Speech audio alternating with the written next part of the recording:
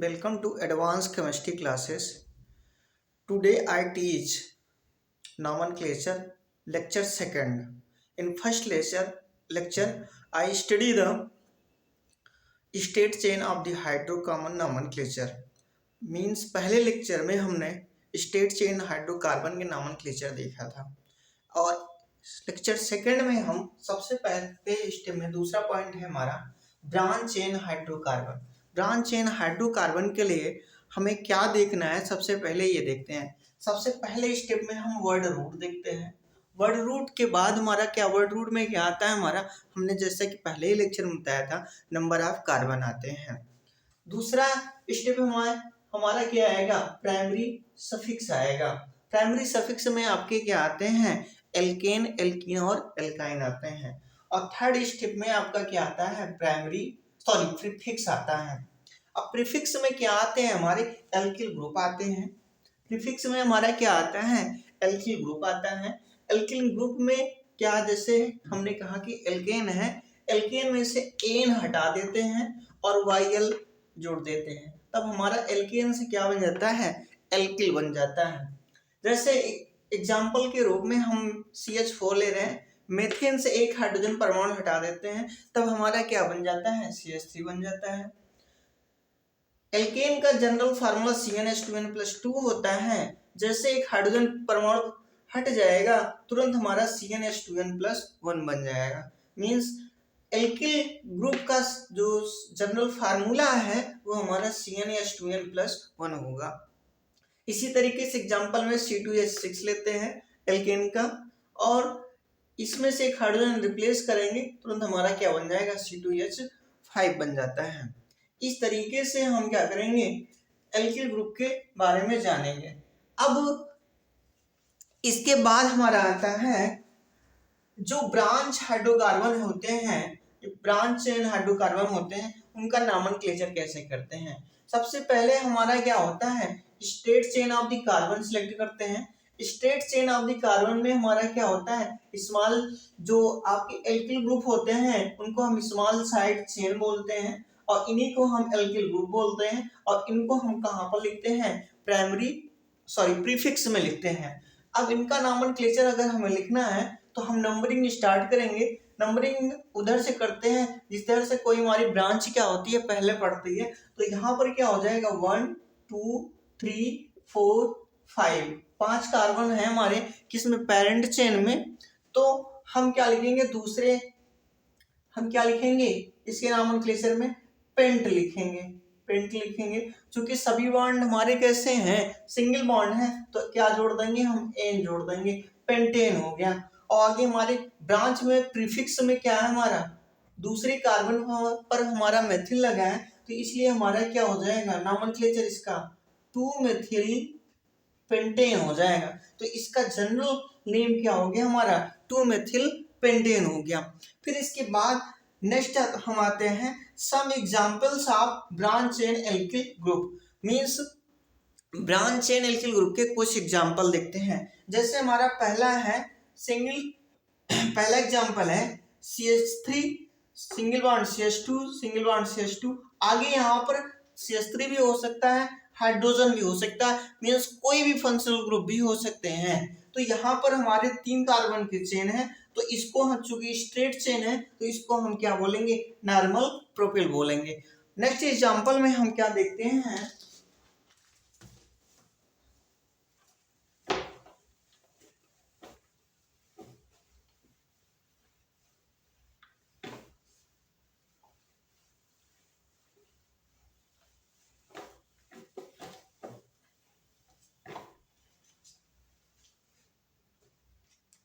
Second example में हमारा है CH3 CH और ये CH3 सिंगल बॉन्ड। अब यहाँ पर हम देखेंगे टोटल नंबर ऑफ कार्बन हमारे कितने हैं, 1 2 3 कार्बन हमारे कंपाउंड में उपस्थित हैं। और सेकेंड कार्बन से हमारा क्या, 1 टाइम ब्रांचिंग है। जब सेकेंड कार्बन से 1 टाइम ब्रांचिंग होती है तब हम उससे क्या लिखते हैं, आइसो लिखते हैं। क्योंकि 3 कार्बन है तो इसका नॉमेनक्लेचर हमारा क्या हो जाएगा, आइसोप्रोपिल हो जाएगा। क्या हो जाएगा, आइसो प्रोपिल हो जाएगा। इसी तरीके से हम दूसरे एग्जाम्पल में आ जाएं। तीसरा एग्जाम्पल है CH3CH2 CH और यहाँ पर CH3 है, आगे सिंगल बॉन्ड है। यहाँ पर देखते हैं तो हमारे कंपाउंड में कितने कार्बन हैं? 4 कार्बन हैं और ये हमारा कैसा है? सेकेंडरी कार्बन है। तब हम इसके लिए क्या यूज कर सकते हैं? सेकेंडरी कुल कितने कार्बन हैं? 4 कार्बन हैं, तो इसके लिए हम यूज करेंगे सेकेंडरी ब्यूटिल यूज करेंगे या सेकेंडरी ब्यूटाइल बोलते हैं। इसी तरीके से हमारा चौथा एग्जांपल आ जाएगा CH3 CH CH3 CH2 CH2 single bond. अब यहाँ पर इस कंपाउंड में देखें तो कुल कितने हमारे कार्बन हैं? 1 2 3 4 5 कार्बन है, लेकिन सेकंड कार्बन से हमारी क्या है? वन टाइम ब्रांचिंग है, तो इसलिए इसका क्या हो जाएगा? टोटल 5 कार्बन है, इसका नॉमेनक्लेचर क्या हो जाएगा? आइसोपेंटिल हो जाएगा। क्या हो जाएगा? आइसोपेंटिल हो जाएगा। इसी तरीके से नेक्स्ट एग्जांपल लेते हैं हम। पांचवा एग्जांपल है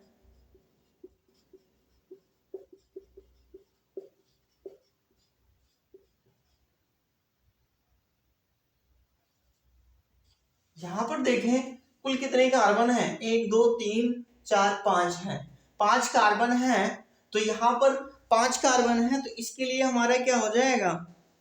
क्योंकि सेकेंडरी कार्बन है तो ये हो जाएगा आपका सेकेंडरी कार्बन हो जाएगा। जब एक कार्बन 2 कार्बन से जुड़े होते हैं तब हम उनको सेकेंडरी बोलते हैं। चूंकि टोटल 5 कार्बन है तो इसलिए क्या हो जाएगा? हमारा सेकेंडरी पेंटिल हो जाएगा। क्या हो जाएगा? सेकेंडरी पेंटिल हो जाएगा। इसी तरीके से हम छठवां एग्जांपल ले लें। CH3C CH3 और ये CH3, यहाँ पे स्टेट चेन ये हमारी हो जाएगी। सबसे ज्यादा नंबर ऑफ कार्बन 1 2 3 मिल गए और एक कार्बन से 3 कार्बन जुड़े हैं, तो इसलिए हम इसे क्या बोलेंगे? टर्सरी कार्बन बोलेंगे। जब एक कार्बन से 2 अदर कार्बन जुड़े रहते हैं तब हम उसको सेकेंडरी कार्बन बोलते हैं, और जब एक कार्बन से 3 अनदर कार्बन जुड़े होते हैं तब हम उससे क्या बोलते हैं? टर्सरी कार्बन बोलते हैं। और जब एक कार्बन से 4 कार्बन जुड़े रहते हैं तब उसे हम क्वाटरनरी कार्बन बोलते हैं। तब ये हमारा क्या हो जाएगा? कुल कितने हैं? 1 2 3 4 कार्बन है, तो ये हमारा हो जाएगा, इसका नॉमेनक्लेचर टर्सरी ब्यूटिल हो जाएगा। इसी तरीके से सातवें में आ जाए हम। सातवां हमारा है CH3 CH3 CH3 और ये CH2 और ये आगे सिंगल बॉन्ड है, तो इसके लिए हम क्या यूज करेंगे? स्टेट चेन हो गए और सेकेंड कार्बन से हमारे 2 एल्किल ग्रुप जुड़े हैं। जब सेकेंड कार्बन से 2 एल्किल ग्रुप जुड़े हों या सेकेंड कार्बन पे 2 टाइम्स ब्रांचिंग होती है तब हम उसके लिए क्या यूज करते हैं? नियो का यूज करते हैं। और टोटल नंबर ऑफ कार्बन कितने हैं? 3 2 5 हैं, तब इसका नॉमेनक्लेचर क्या हो जाएगा? नियोपेंटेन हो जाएगा, सॉरी नियोपेंटिल हो जाएगा। क्या हो जाएगा इसका नॉमेनक्लेचर? नियोपेंटिल हो जाएगा। ये तो हो गए हमारे ब्रांच चेन का नॉमेनक्लेचर हो गया। जब ब्रांच चेन में हाइड्रोकार्बन रहते हैं तो इन सब का नॉमेनक्लेचर इस तरीके से करते हैं।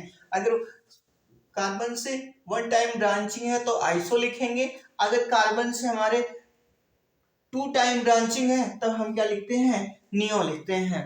अब हम नॉमेनक्लेचर के रूल के बारे में डिस्कशन करेंगे। एक एक रूल को पढ़ेंगे अच्छे से और एक एक रूल को हम कॉपी करेंगे और विधिवत कॉपी में नोट्स बनाते हुए चलेंगे हम।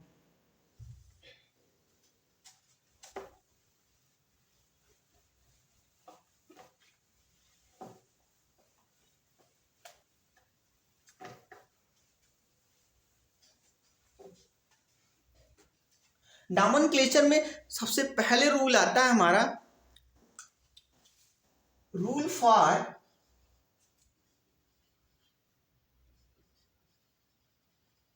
Nomenclature. Rule for nomenclature means nomenclature के लिए रूल क्या क्या बताए गए हैं। सबसे पहले हमारा रूल ये आता है लॉन्गेस्ट कार्बन चेन मीन जिसे हम पेरेंट चेन के नाम से जानते हैं। तो रूल नंबर फर्स्ट कहता है determine the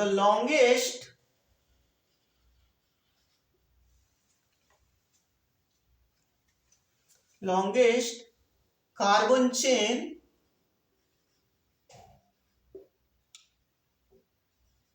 in the molecule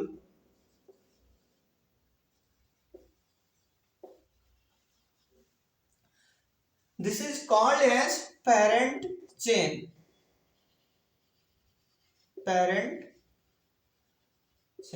तो सबसे पहले हम क्या करते हैं कंपाउंड में लॉन्गेस्ट कार्बन चेन चुनते हैं।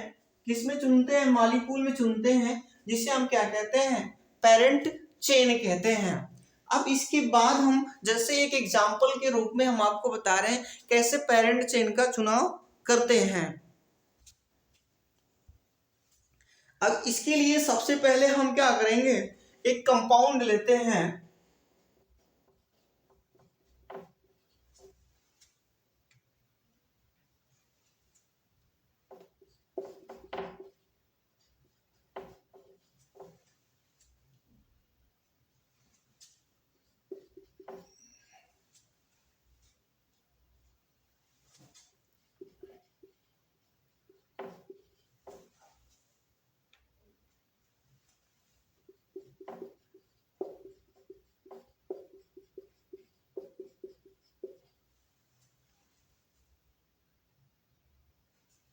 ये हमारी एक कार्बनिक यौगिक है।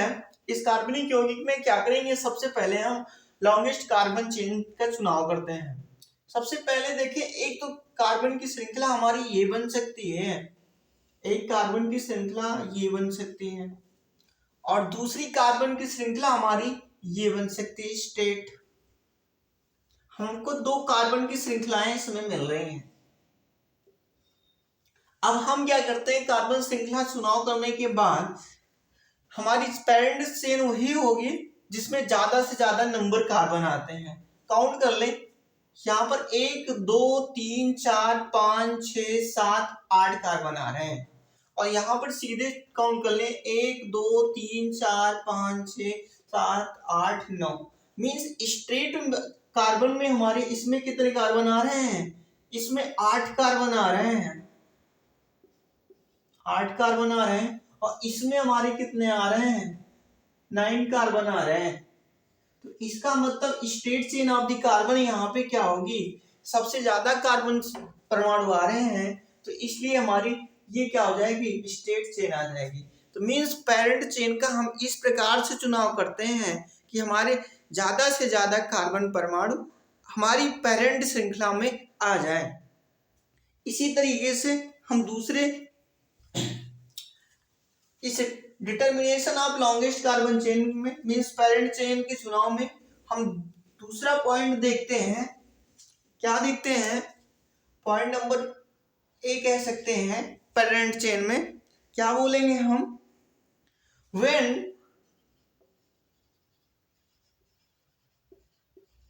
Double bond and triple bond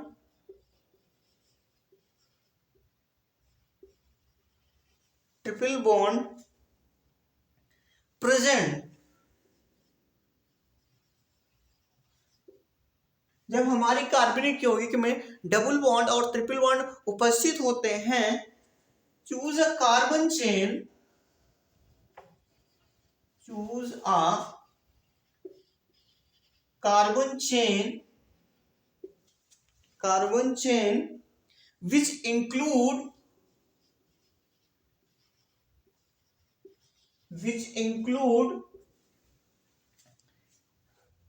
these bond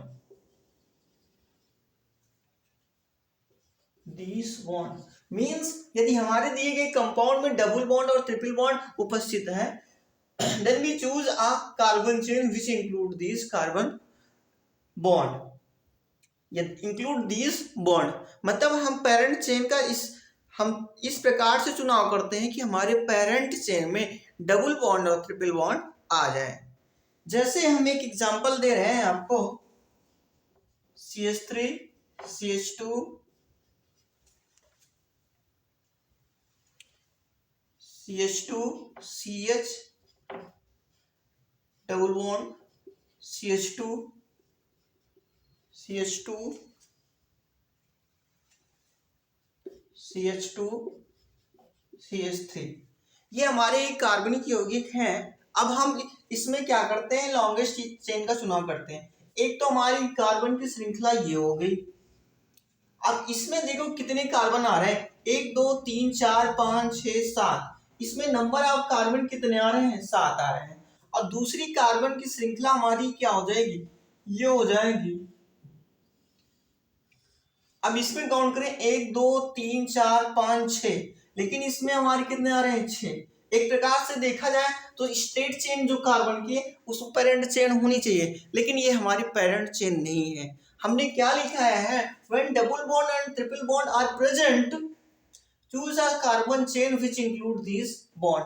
मतलब जब हमारे कार्बनिक यौगिक में डबल बॉन्ड ट्रिपल बॉन्ड उपस्थित होते हैं तब पेरेंट चेन का हम चुनाव इस प्रकार करते हैं कि हमारी पेरेंट चेन में डबल बॉन्ड और ट्रिपल बॉन्ड आ जाए। तो मींस इस श्रृंखला में हमारी क्या आ जाएगी, डबल बॉन्ड और ट्रिपल बॉन्ड आ जाएगी। तो इसलिए हम कह सकते हैं ये हमारा क्या रहेगा, पेरेंट चेन रहेगी। ये क्या हमारी पेरेंट चेन होगी। फिर से हमारी बात सुन ले, अगर दिए गए कार्बनिक यौगिक में डबल बॉन्ड ट्रिपल बॉन्ड उपस्थित हैं तो हमारी कार्बन चेन में मींस पेरेंट चेन में डबल बॉन्ड और ट्रिपल बॉन्ड का आना आवश्यक होता है, नहीं तो हमारी पेरेंट चेन गलत सेलेक्ट में होगी, मींस गलत चुनाव में आएगी। इसके बाद एक पॉइंट और आता है पेरेंट चेन के चुनाव में, if there is, next point है इसी में, ये रूल फर्स्ट में ही 2 पॉइंट मेंशन करे हैं। If there is cyclic structure present, यदि हमारी कंपाउंड में साइक्लिक स्ट्रक्चर उपस्थित है, यदि हमारे दिए गए कंपाउंड में साइक्लिक स्ट्रक्चर उपस्थित है, then longest carbon chain, then longest carbon chain, then longest carbon chain start and stops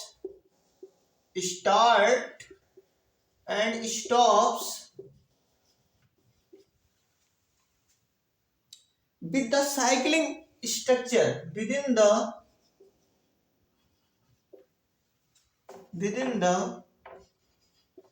cyclic structure means हम ये कह रहे हैं, लिखा गया है if there is cyclic structure present, यदि दिए गए कार्बनिक यौगिक में साइक्लिक स्ट्रक्चर प्रेजेंट है, then longest carbon chain start and stops within the cyclic structure. Means कह रहे हैं कि जो हमारी पेरेंट चेन होगी तो साइक्लिक स्ट्रक्चर में स्टार्ट भी होती है और साइक्लिक स्ट्रक्चर में एंड भी होती है। जैसे एग्जांपल के रूप में हम आपसे कह दें,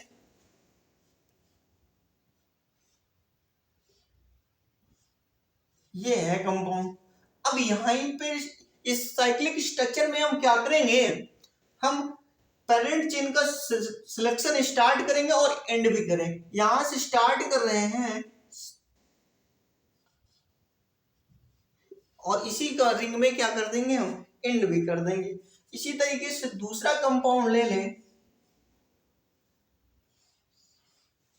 अब देखें यहां पर जनक पेरेंट चेन इस तरफ हमारी नहीं होगी, इसी रिंग में स्टार्ट करना और इसी रिंग में क्या कर देना है, हमको पेरेंट चेन को एंड कर देना है। 1 2 3 4, हम कभी भी इधर से ना स्टार्ट करके यहां से स्टार्ट करके ऐसे बढ़ जाएं, ऐसा नहीं हो सकता। हमारी पेरेंट चेन सदैव रिंग में स्टार्ट होती है और रिंग में ही स्टॉप हो जाती है। तो ये तो हमारा रूल नंबर 1 हो गया कि पेरेंट चेन का कैसे सिलेक्शन करते हैं। इसी तरीके से हम रूल नंबर 2 में आते हैं।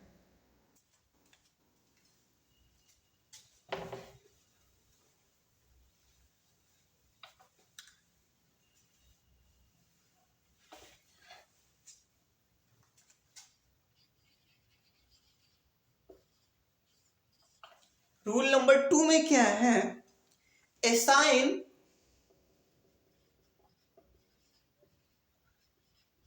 नंबर ऑफ या नंबर टू ईच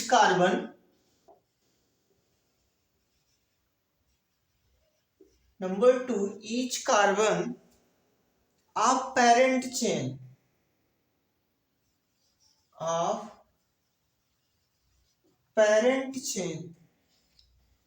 मीन्स हम ये कह रहे हैं, हम पेरेंट चेन के कार्बन को, ये प्रत्येक कार्बन को क्या करते हैं, असाइन करते हैं, मीन्स नंबरिंग देते हैं।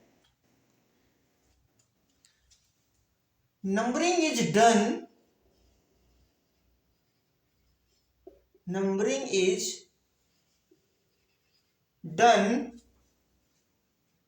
to identify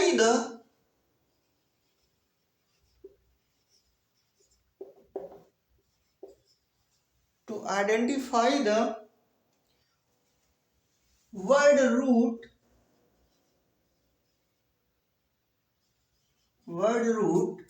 and it is locate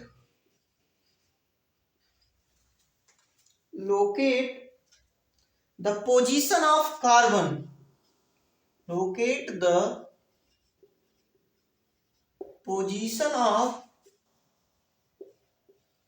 carbon,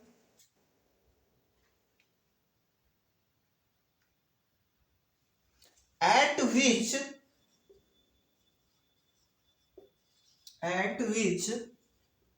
branching takes place.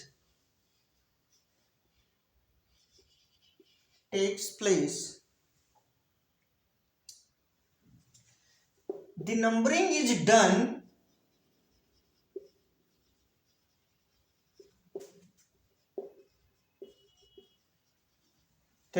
is done in such a way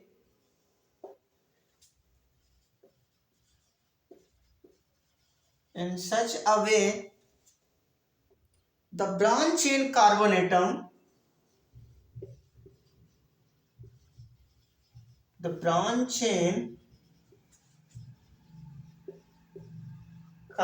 atom gets the lowest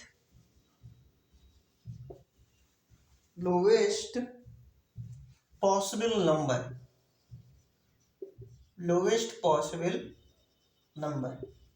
अब एक एक पॉइंट को हम समझेंगे, इस पॉइंट में कहा क्या जा रहा है, और यहीं पर बच्चे जो है गलती करते हैं सिलेक्शन करने में, चुनाव करने में पेरेंट चेन का। अधिकांशतः बच्चों से गलतियां यहीं इसी पॉइंट के थ्रू होती हैं। लिखा गया assign number two each carbon of parent chain. सबसे पहले पेरेंट चेन के जितने भी कार्बन होते हैं सबको हम असाइन कर देते हैं, मीन सबको नंबरिंग करते हैं। कह रहे हैं numbering is done to identify the word root, means हम word root number of carbon chain को डिसाइड करने के लिए हम क्या करते हैं, नंबरिंग करते हैं। And it is locate the position of carbon, means प्रत्येक कार्बन की स्थिति का आकलन करने के लिए या स्थिति की जानकारी करने के लिए at which branching takes place, means किस कार्बन से ब्रांचिंग स्टार्ट हो रही है। The numbering is done, number क्या होते हैं, आगे बढ़ते हैं, in such a way that the branch in carbon gets the lowest possible number, means जो हमारे ब्रांच चेन कार्बन होने चाहिए उनकी प्रायोरिटी क्या होगी, लोवेस्ट होगी, तभी हमारी पेरेंट चेन सही होती है। अगर लोवेस्ट कार्बन की हम श्रृंखला को प्रायोरिटी नहीं देते हैं तब हमारी पेरेंट चेन क्या हो जाती है, गलत हो जाती है। इसके एग्जाम्पल में जैसे हम एक एग्जाम्पल के थ्रू आपको समझा रहे हैं।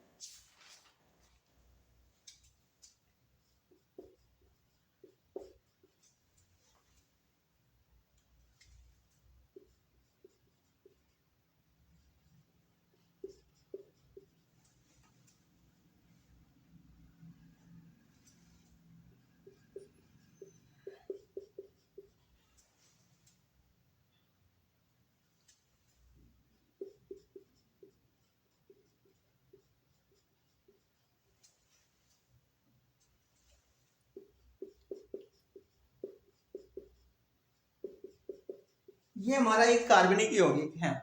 अब इसमें हमें ब्रांचिंग स्टार्ट करनी है। तो ब्रांचिंग जैसे मान लेते हैं थोड़ी देर के लिए हम यदि ब्रांचिंग नंबरिंग करना स्टार्ट करते हैं इधर से, तो 1 2 3 4 5 6 7 8 9 9 carbon state chain of the carbon है। इधर से काउंट करेंगे तब भी हमें कितने कार्बन मिल रहे हैं, 1 2 3 4 5 6 7 8। तो देख रहे हैं हम दोनों तरफ 8 एंड 9 देख रहे हैं, दोनों तरफ से काउंट करने पर पेरेंट चेन में हमारे 9 नंबर के कार्बन मिल रहे हैं, मीन्स 9 कार्बन मिल रहे हैं। तो अब हम ब्रांच देखते हैं। ब्रांच हमारी यहाँ पर दूसरे पर है और इधर 6 कार्बन पर है, और इधर से काउंट कर रहे हैं जब हम, तो ब्रांच हमारी चौथे नंबर पर है और 8वें नंबर पर है। तो इस तरीके से अगर काउंट करेंगे दोनों नंबर को, 4 + 8 कितना हो गया, 12 हो गया, और 2 + 6 यहाँ पर कितना आ गए, 8 आ रहे हैं। तो दोनों का जिसका एडिशन मिनिमम होता है वही हमारा क्या मेंशन करता है, पेरेंट चेन को मेंशन करता है। यहाँ पर देख रहे हैं हम 4 + 8 12 आ रहा है और लोएस्ट नंबर नहीं मिल रहे हैं, मैक्सिमम नंबर मिल रहे हैं। यहाँ पर 2 + 6 हो जा रहा है, दूसरे पोजीशन पर और 6वीं पोजीशन पर हमें ब्रांच मिल रही है। 2 + 6 क्या हो जा रहा है, 8 हो जा रहा है। तो इस तरीके से हमारी ब्रांचिंग इधर से स्टार्ट होगी, लेफ्ट साइड से स्टार्ट होगी, 1 2 3 4 5 6 7 8 9 10 फ्रॉम लेफ्ट साइड। इसी तरीके से और भी एग्जाम्पल ले सकते हैं।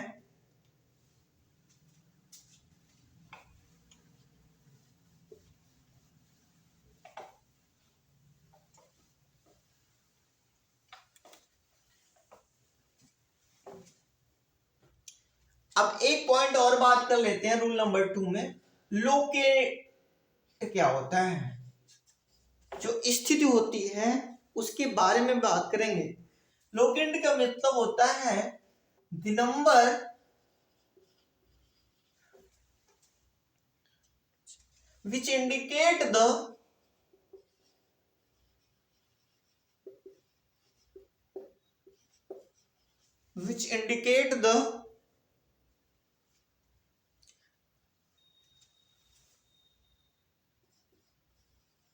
position of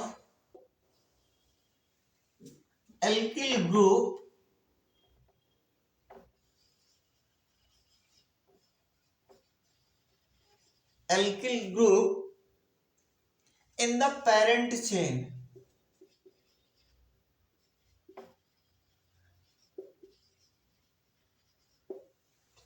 मीन्स कह रहे the number which indicate the position of alkyl group in the parent chain.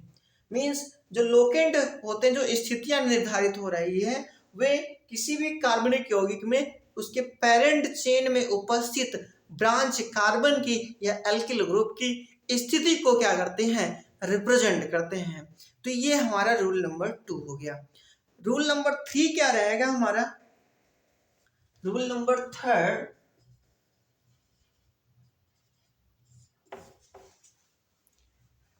determine the compound root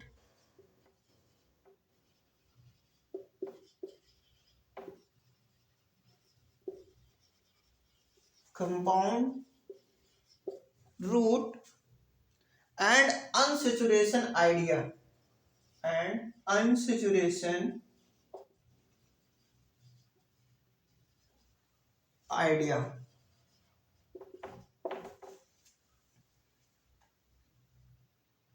या अनसेचुरेशन इंडेक्स बोल सकते हैं। डिटरमाइन द कंपाउंड रूट क्या है और अनसेचुरेशन इंडेक्स क्या होते हैं। तो इसके लिए हम क्या करते हैं,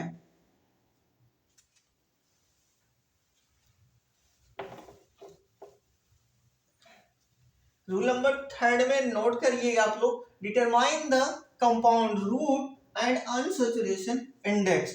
अब देखिए क्या होते हैं ये हमारे कंपाउंड रूट या वर्ड रूट, कंपाउंड रूट या इसी को क्या बोलते हैं हम, वर्ड रूट बोलते हैं। क्या होता है हमारा कंपाउंड रूट, वर्ड रूट, इसके बारे में जानेंगे। कहते हैं इसके बारे में नंबर ऑफ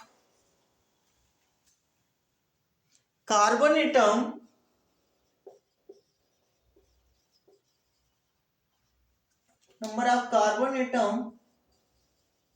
present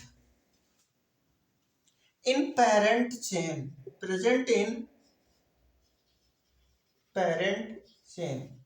मतलब हमारे पेरेंट चेन में कितने नंबर ऑफ कार्बन उपस्थित होते हैं, वही हमारे कंपाउंड रूट या वर्ड रूट कहलाते हैं।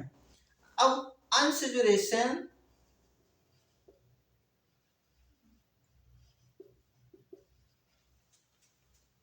इंडेक्स एक साइड में लिखेंगे और दूसरी साइड में हम प्राइमरी सफिक्स लिखेंगे। प्राइमरी सफिक्स ये आपको जैसे पहले भी हमने बताया था, ये तीन होते हैं, एक एल्केन है, दूसरा एल्कीन है और तीसरा अल्काइन है। तो कार्बन सिंगल बॉन्ड कार्बन उपस्थित है तो ये एल्केन होता है, इसके लिए प्राइमरी सफिक्स एन होता है। दूसरा कार्बन डबल बॉन्ड कार्बन है तो इसके लिए जो सफिक्स है वो आपका इन है। और तीसरा कार्बन ट्रिपल बॉन्ड कार्बन है, इसके लिए क्या होता है, प्रीफिक्स आइन होता है। तो ये हमारे अनसैचुरेशन इंडेक्स और प्राइमरी सफिक्स हैं। ये रूल नंबर 2 को मेंशन करते हैं। अब हम एक एग्जांपल के लेकर के ऑर्गेनिक कंपाउंड का, उसमें हम आपको बताएंगे वर्ड रूट क्या होता है, अनसैचुरेशन इंडेक्स क्या होता है, या अनसैचुरेट कंपाउंड रूट या वर्ड रूट क्या है, और अनसैचुरेशन इंडेक्स क्या है।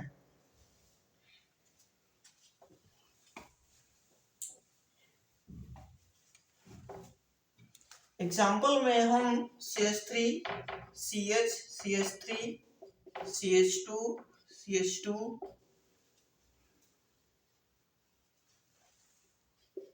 CH2 CH CH2 CH3 और CH2 CH2 CH3 ये है हमारा, ये हमारा कंपाउंड है। सबसे पहली बात तो पेरेंट चेन का सिलेक्शन करेंगे। इधर 2 टाइम ब्रांचिंग है, इधर से 4 टाइम ब्रांचिंग है, तो लोवेस्ट प्रायोरिटी देंगे तो 1 2 3 4 5 6 7 8 9 कार्बन मिल गए। तो अब इसमें सबसे पहले हमारा क्या आएगा, वर्ड रूट या कंपाउंड रूट आएगा।